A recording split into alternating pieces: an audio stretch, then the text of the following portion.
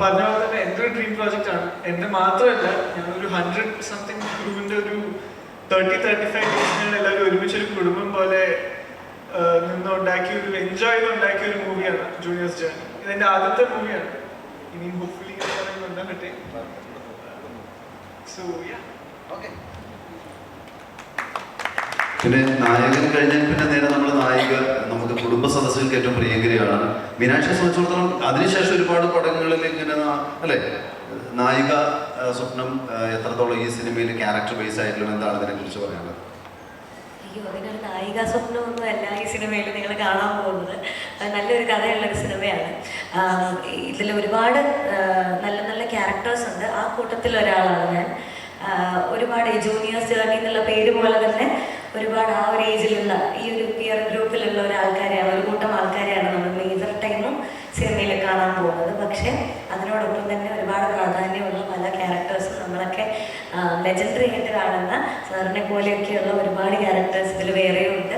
അപ്പോൾ അവരുടെയൊക്കെ പെർഫോമൻസ് കാണാൻ വേണ്ടിയിട്ട് എല്ലാവരെയും പോലെ ഞാനും വെയിറ്റ് ചെയ്തിരിക്കുകയാണ്. ഞാൻ ഈ സിനിമയുടെ കാര്യത്തിൽ പ്രേക്ഷകരുടെ കൂടെയാണ്. കാരണം നമ്മൾ ചെയ്യാന്നുള്ളതായിരുന്നു നമ്മുടെ ജോലി. അപ്പം അത് അഭിനയിച്ച് കഴിഞ്ഞു. എനിക്ക് എന്തോ സത്യം പറഞ്ഞാൽ ഇതിൻ്റെ ഷൂട്ടിംഗ് കാര്യങ്ങളൊന്നും അതിൻ്റെ എക്സ്പീരിയൻസ് പറയാൻ വലിയ ഓർമ്മയില്ലത്.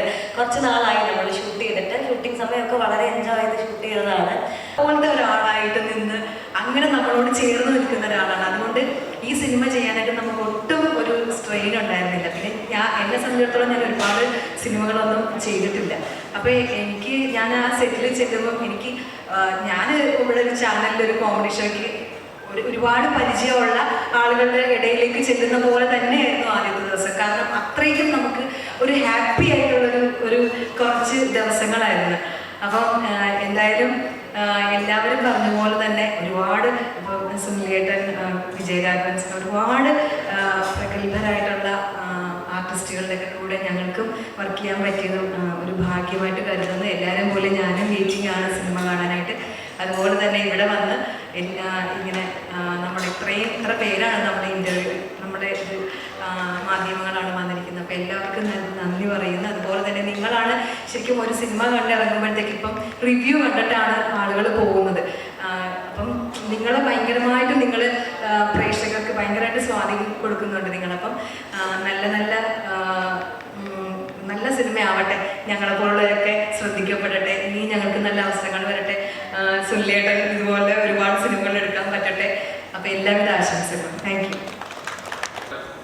വളരെ സന്തോഷം. ഒരു സിനിമ ആദ്യമായിട്ട് ഒരു ബീജമുടലെടുക്കുന്ന എനിക്ക് തോന്നുന്ന സ്ക്രിപ്റ്റ് റൈറ്ററുടെ കയ്യിലായിരിക്കും. അല്ലെങ്കിൽ ആദ്യം ഒരു സിനിമ എടുക്കാൻ പ്രൊഡ്യൂസ് ചെയ്യാമെന്ന് വിചാരിക്കുന്ന ഒരു ഗ്രൂപ്പുണ്ട്, സംവിധാനം. അതൊക്കെ കഴിഞ്ഞിട്ട് സിനിമ റിലീസ് ചെയ്യാവുന്നവർക്ക് ഒരു വലിയൊരു യാത്രയുണ്ട്. പലപ്പോഴും യാത്ര പകുതി വെച്ച് യാത്രയിൽ തടസ്സങ്ങളുണ്ടാവാം.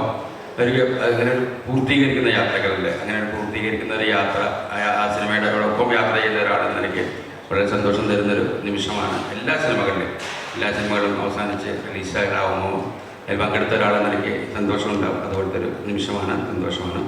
ജൂനിയേഴ്സ് സംവിധായകൻ പറഞ്ഞല്ലോ, അതിൽ നായകനുണ്ടാകുന്ന ഒരുപാട് പ്രതിസന്ധികളുണ്ട് ജീവിത ലക്ഷ്യത്തിലേക്ക് എത്തുന്ന. ആ പ്രതിസന്ധികളിൽ മെയിൻ ഒരു പ്രതിസന്ധി ഉണ്ടാക്കുന്ന ഒരാളായിട്ടാണ് ഞാൻ ഇതിൽ അഭിനയിക്കുന്നത്. കുറച്ച് തമാശ ഉണ്ടെങ്കിലും ഒരുപാട് വില്ലനിസൊക്കെ ഉള്ളൊരു കഥാപാത്രമാണ് എൻ്റെ കഥാപാത്രം. വളരെ ആസ്വദിച്ച് ചെയ്തൊരു സിനിമയാണ്.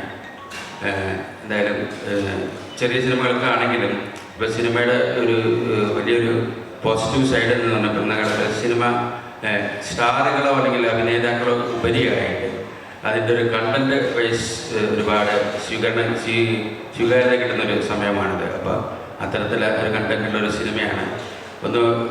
ആദ്യത്തെ ഒരു നമസ്കാരം. ഇതിനകത്ത് ഞാൻ കാർത്തി എന്ന് പറയുന്ന ഒരു ക്യാരക്ടറാണ് ഞാൻ ചെയ്യുന്നത്. മലയാളിയല്ല, തമിഴിനാണ്. പകുതി മലയാളം തമിഴ് മിക്സ് ചെയ്തിട്ട് പറയുന്നതാണ്.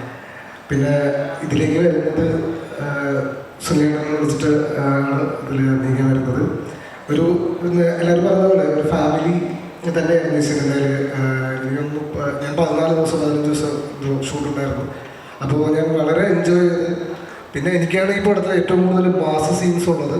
ഹീറോയിനേക്കാളും മാസ് സീൻസ് എനിക്കാണ്. അത്രയ്ക്കുള്ളൊരു ബിൽഡപ്പുള്ളൊരു ക്യാരക്ടറാണ് കാർത്തി എന്ന് പറഞ്ഞത്. പിന്നെ നമ്മുടെ ടീം വളരെ പ്രതീക്ഷയോടെ കാത്തിരിക്കുന്ന ഒരു സിനിമയാണ്. ഈ സ്വപ്നങ്ങളുടെ ഒരു സാക്ഷാത്കാരമാണ് ഈ സിനിമ. ഈ സിനിമയെക്കുറിച്ച് പറയുകയാണെങ്കിൽ ഒരു ചെറുപ്പക്കാരൻ പയ്യൻ്റെ ജീവിതയാത്രയാണ്. അവനൊരു ഗ്രാമത്തിലേക്ക് വരുന്നു. അതിനുശേഷം അവിടെ ഉണ്ടാകുന്ന അവൻ്റെ തിക്താനുഭവങ്ങളും, അവനൊരു IPS എടുക്കണമെന്ന് ആഗ്രഹിച്ചു വരുന്നു. അവിടെ ഉണ്ടാകുന്ന തിക്താനുഭവം കൊണ്ട് അവന് അടിപതറിയാണ്.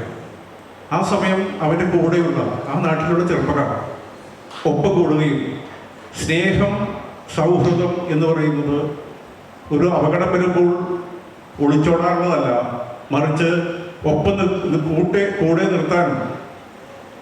നിർത്താനുള്ളതാണ് എന്ന സന്ദേശമാണ് നമ്മൾ ഇതിലൂടെ നൽകുന്നത്. ഇതിലേതാണ്ട് മലയാള സിനിമയിലെ പ്രമുഖരായ ഏതാണ്ട് 14ഓളം ആൾക്കാർ ഈ വ്യക്തികളിനകത്ത് അഭിനയിച്ചിട്ടുണ്ട്.